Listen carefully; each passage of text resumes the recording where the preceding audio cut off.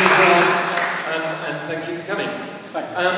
Sean, Leslie, would you like to answer that question? Well, simply that is no. I'm an eco-socialist, so I don't want to move away from a left-wing point of view.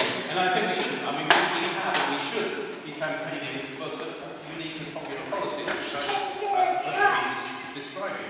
But the most important campaign we need to be involved in, apart from climate change, of course, is to campaign for PR, so that we have a system that reflects the will of the people. There isn't one member of Parliament in the House of Commons who has the majority support of their constituents. Not one.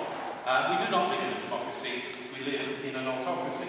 So I want to see us campaigning very much for localism, for procurement policies. I want to see campaigning on the basis of renationalising the NHS and doing away with privatisation policies and what have you. I think these can be a unique and popular message which people will respond to, but only if we put them forward. Thank you. So my answer to that also is no. I think one of the things I learned from James Burton in the local elections was how to take votes off all the other parties, and we tend to forget. I got a bit of grief for writing like the Tories can't win here in a leaflet in the council elections, because apparently I was speaking to the Tories and that wasn't allowed. And we forget that people who vote Conservative, people who voted Conservative, they're not Tories. They don't identify with the Tories. People who vote Labour don't all identify as Labour people, just as all the people who vote Green don't all identify as being Green. They're people, and people by and large are great.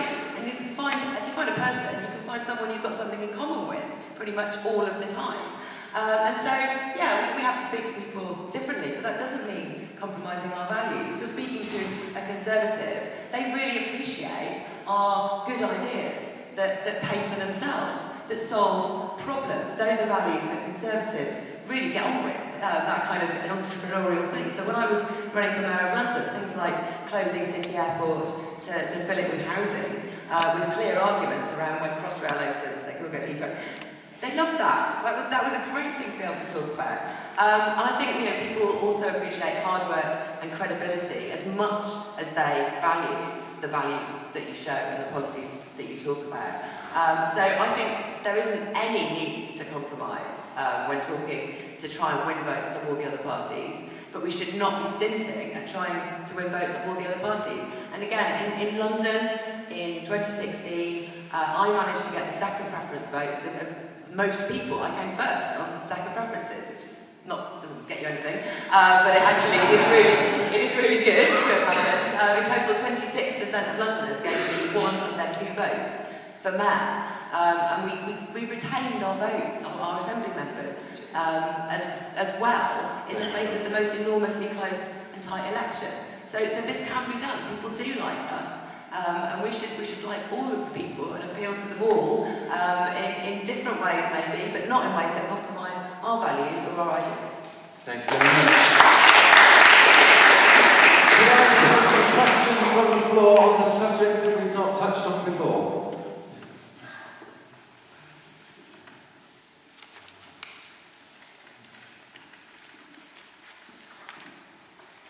I think it's a subject we've surprisingly not touched on before, which is the subject of Ireland. I was born in Belfast. I have ancestors and relatives and friends from both the north and south.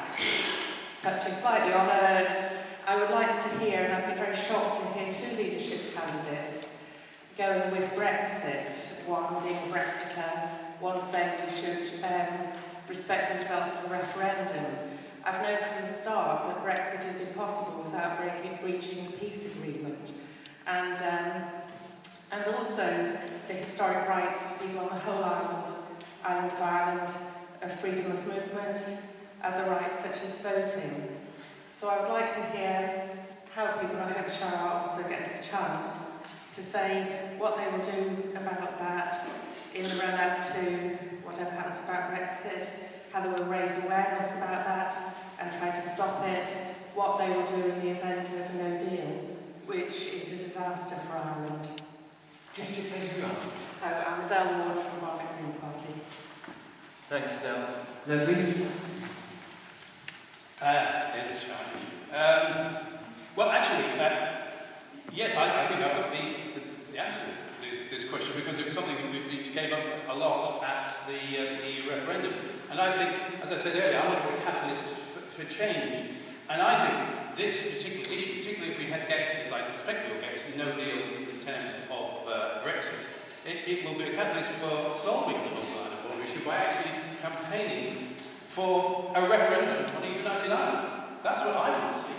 I want to see us have a united. I'm fully in support of that. So I think this whole process is actually a good thing in making the, if you like, the atmosphere for a support for a referendum on a united Ireland. I don't agree that no deal would necessarily be a disaster for all South Ireland. You still can have a soft border.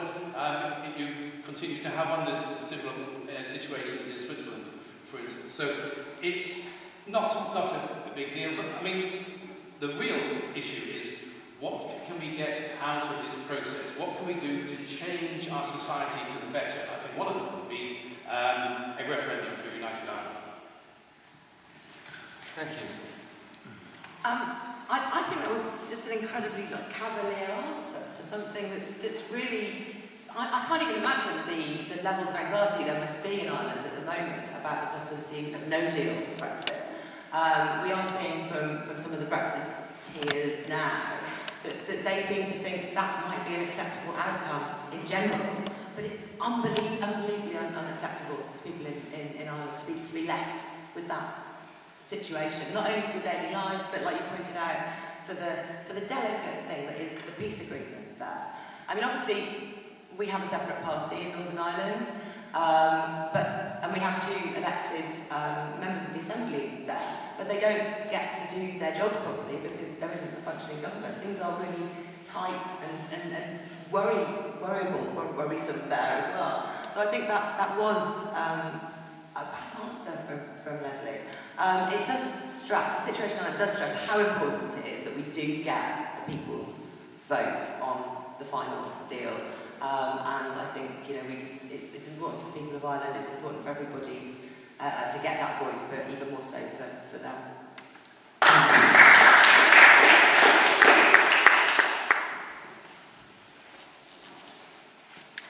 Hi, Joe Taylor from Lambeth. I just wanted to know if you were speaking for the Green Party in a leadership debate on TV, how many times would you mention climate change, and what would be the one policy around climate change that you really want to get across the strongest? Thank you. Sian? Yeah, I mean, if you're going to go to a leadership debate, which I trust will be included in this time, you've got to go in with a mission to talk about climate change, and a number of other issues as well, but you should go in with an important thing to say. And I think the one thing that I think nobody would talk about in terms of climate change, it might well be about renewable energy, it might be a question from the floor, nobody would talk about reducing the energy we use, and that's the point I'm trying to bring to the debate. Thank you. Well, obviously I mentioned this in my speech. I think the most effective action on climate change is to have a degrowth economic policy, which is not possible, but we're still members of the EU, but is possible. If we grasp our future with both hands and go forward after Brexit and have a unique green message of degrowth. And that does involve, sort of transferring wealth away from the riches and putting it into the sort of services that we want to see, whether it be the health service, the social services, nationalising the transport infrastructure, etc. All of these things which we can't do at the present time, but we will be able to do in future. So, I mean, it is an urgent issue. I mean, as I say, we are within a hair's breadth of getting on non-reversible climate change. So we need to do desperate action. Lower consumption starts in the UK. We can be a beacon of hope. So let's move forward for a positive action, real action on climate change. Thank you. The next submitted question was from Jonathan from Twickenham and Richmond. Is Jonathan here? How would we stop the Heathrow third runway? Leslie. Well, by getting rid of the Tories. I mean, that has to be the way to get rid. I mean, we do need a big effort to get rid of. I mean, let's face it, it's the number 2 issue after climate change. Get rid of the Tories. All of our nightmares, whether it be on the NHS, whether it be on airports, whether it be on the fact that we're not collecting taxes from the rich and from the corporations who are making all the money in this country. We need to get rid of the Tories. So, I mean, that has to be our number 1 priority. And the way we do that is to have an attractive and populist message. And I don't think there's anything wrong with being populist. I don't think there's anything wrong, with, as I mentioned, the other parties throughout Europe, providing a message that people will vote for and as a real alternative to the Conservatives. And that way we stop all this nonsense, such as the third runway at Heathrow. Thank you. Sean. Okay, so in terms of stopping the Heathrow plan itself, we have lots of chances still to do that. We can throw every single legal obstacle in its way until it's been absolutely forced through against all the rationality that there is. We also then need to be able to do the direct action. I know Boris Johnson said he'd throw himself in front of a bulldozer. Half of London will do that. We will stop Heathrow from going ahead, but that isn't the main thing. Because if we stop Heathrow from going ahead, they'll go, fine, we'll build it in Gatwick then, won't we? And that's actually the Mayor of London's policy. So we need to be tackling the alternative to airport expansion, and we need to be pointing out that airport expansion at all cannot happen within our climate limits. We blow our budget if we just build even a couple more new runways. If we expand our flights, we just cannot do it. So we need to build the alternative, and I think the alternative is the frequent flyer levy. It's the best policy. It's a complete reform of the airport tax so that you pay nothing for your first flight, you pay quite a bit for your second flight, you pay even more for your third flight. Those people who take 75% of the flights, who are flying 8, 9, 10 times a year, because that's how unequal flying is in this country, those people would pay absolutely through the nose to do that. And we think that would do enough to demand to be no new runways, and probably some airports could contract somewhat. We have to be building the alternative at the same time as fighting at every stage against the plans. I used to work with road campaigners, and the tactic there is basically delay, delay, delay. You delay it in every possible way while the alternatives become obvious.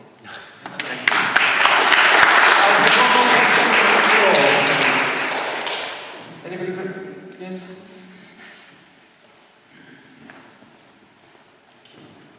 Zach Pulaski, excuse me, citizen of London and Westminster. Meat production is one of the biggest producers of carbon emissions. As leader of the Green Party, what would you do to promote vegan diets and give people more choice? Thank you. Yes, sorry. I've been asked about this in one of my online questions, and whether I'm going to become a vegan. And I'm definitely moving in that direction, I have to say. I'm not vegan yet, I'm not promising, but I'm getting there. And I think one of the reasons is because the vegans have done such a good job of demanding change. Now, actually, if you go into a shop, you can find a vegan lunch in most places. And that didn't used to be the case. And I think we need to continue on this train. Make sure that we're having more meat-free Mondays. Make sure that we're having more options for the vegan. Not let companies get away with not providing alternatives to meat. And I think we can then really build up support for this. Obviously, there's other things that we need to do within agricultural policy, but I think we've got 2 minutes. Do we have to leave the trains? I'll leave it there. Yeah, I have to admit I'm not vegan either. Apologies for that, but I think what we need to do is to get people talking about the issue. And the way we get people talking about it is because it's part of our big campaign on climate change. Sorry, I keep going on about the same thing, but it is true. I mean, when you're talking about the methane levels coming out of cows or whatever it is, I think these are issues that will come out when you get the big discussion going. And that's what I want us to do, to effectively start a big discussion, to move the public opinion towards what we're talking about in terms of climate change. You'll only do that by having a unique and rememberable policy. So I think, yes, I mean, promote vegan diets, we can all do that. We can all support, reducing the amount of meat, and particularly by ensuring that hormone-induced meat, etc., is kept out of the UK. And as you know, you may know, obviously, that is something that the American government have been trying to persuade the EU, and they actually have a case against the EU on that particular issue as we speak, and they're winning their case. So, in the World Trade Organization. So we can do it as an independent country. We can actually stop that importation, etc. But I really do think it's about getting the conversation going with the public, and then thereby pushing it towards the agenda we want to talk about. Thank you. Time to close.